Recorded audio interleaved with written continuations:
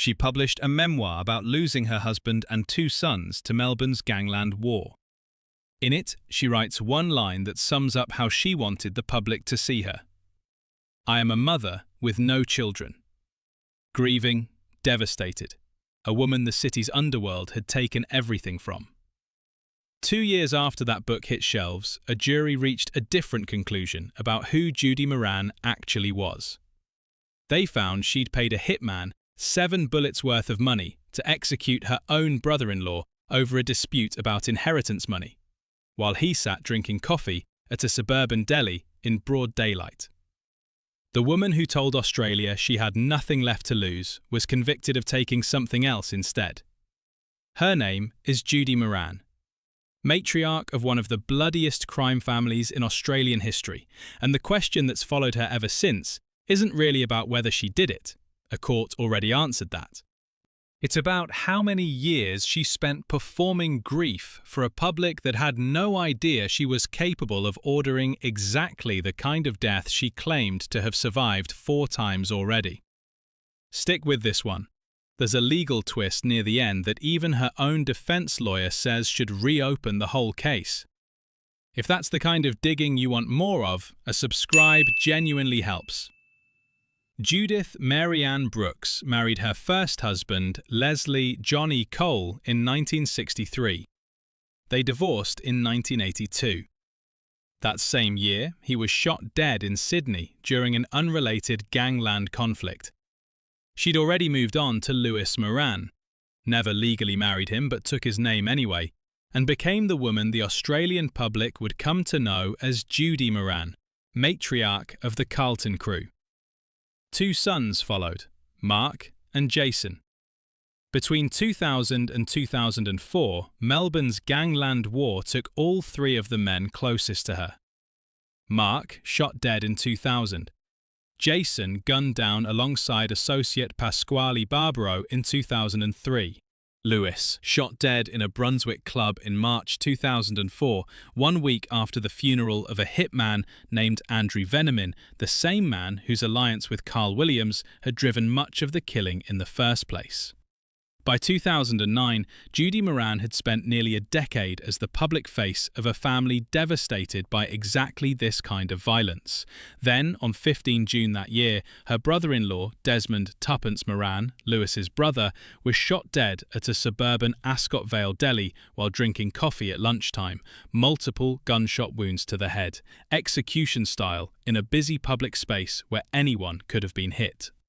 The next day, police arrested Judy Moran and 3 others, including Suzanne Kane, sister-in-law of her murdered son, Jason.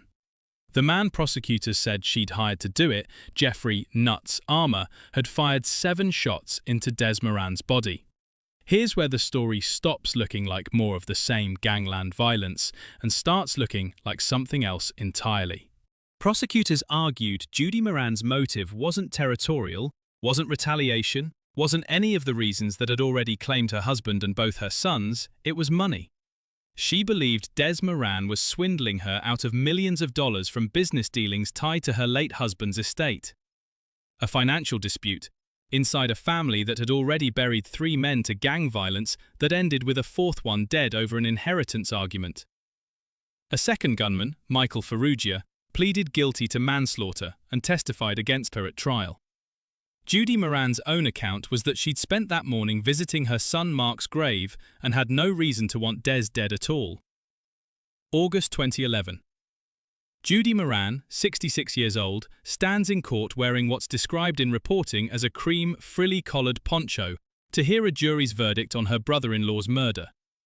Guilty. The judge doesn't soften what comes next.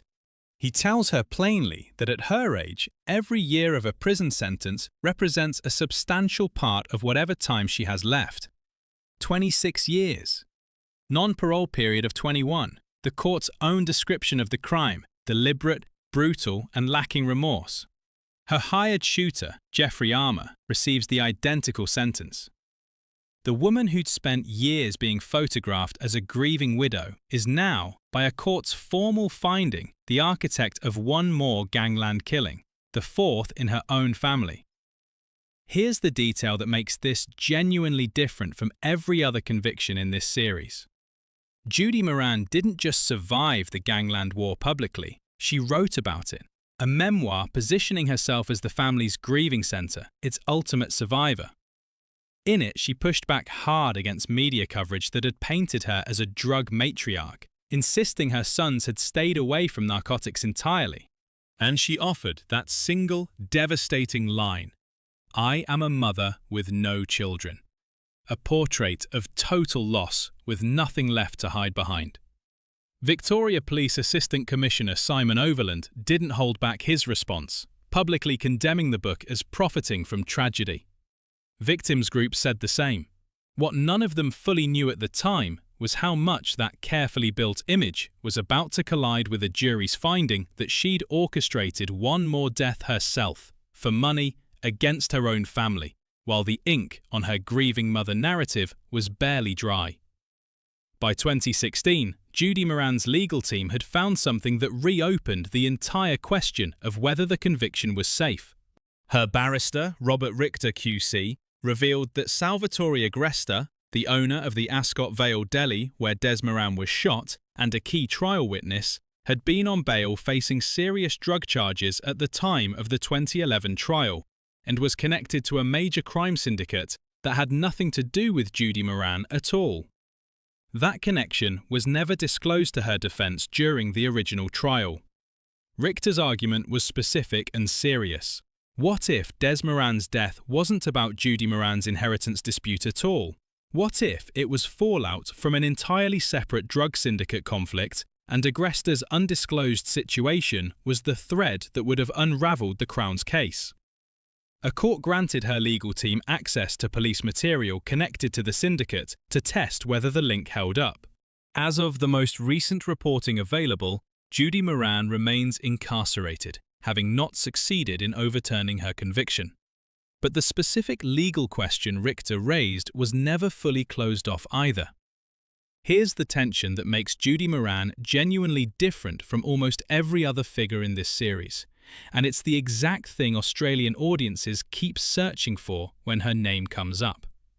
Most of the people this series has covered built a public reputation as a criminal and were eventually punished as one. Judy Moran built a public reputation as a victim, a wife and mother stripped of everyone she loved by other men's violence, and a court found she was, at the same time, capable of orchestrating exactly that kind of violence against her own family, over money.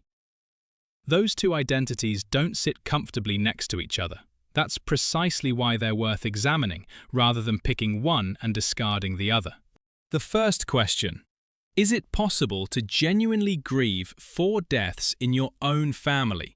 3 of them, by every account, real and devastating losses she had no part in, while simultaneously being capable of ordering a 5th? Psychology says complicated things are possible in the same person. Courts aren't built to resolve that complexity. They're built to answer one question at a time, and in 2011, they answered it. The second question is harder, and it's the one Robert Richter's 2016 appeal put back on the table. If a key witness's undisclosed connection to an entirely separate drug syndicate might have changed how a jury weighed the evidence, how confident can any of us actually be that the story the court settled on in 2011 is the complete one? For Australian audiences who followed this case for over a decade, that's the real unresolved question sitting underneath the memoir. The poncho, the sentence, and everything since. Not whether Judy Moran presented herself as something she wasn't, but whether the specific killing she was convicted of unfolded exactly the way the Crown said it did, or whether something else, connected to an entirely different criminal network, actually pulled the trigger on the story everyone thinks they already know. What do you reckon?